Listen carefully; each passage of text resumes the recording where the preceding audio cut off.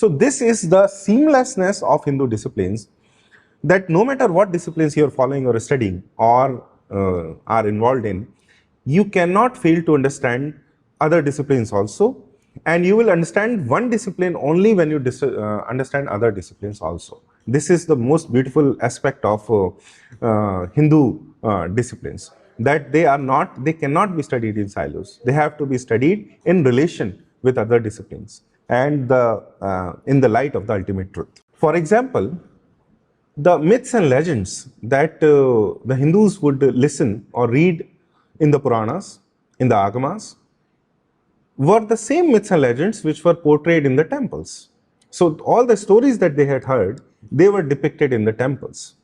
These stories were told to convey certain philosophy, certain Darshanik viewpoint, and that is what they would witness in the temples too.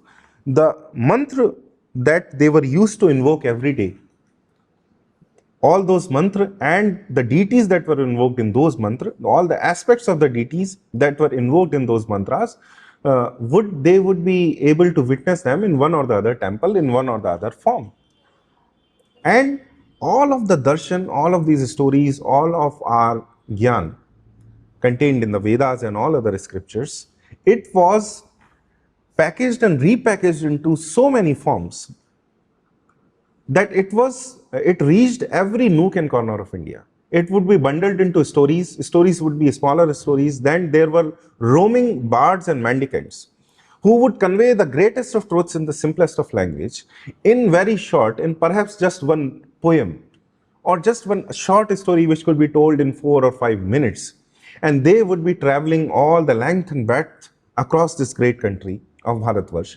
And they would convey this meaning to each nook and corner of India without forcing everyone to go through, let's say, a modern academic system to tell these stories in the simplest, to tell the greatest of truths in the simplest of stories and to make them reach every nook and corner of Bharatvarsh. That was the greatest achievement of this civilization in this regard.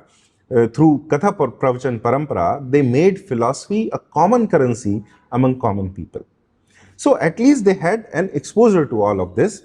Some understood it, of course, some did not understand it. That is always so. It was not like there is no claim that everyone in India was a Gyani or a very learned person. That was, of course, not the scene.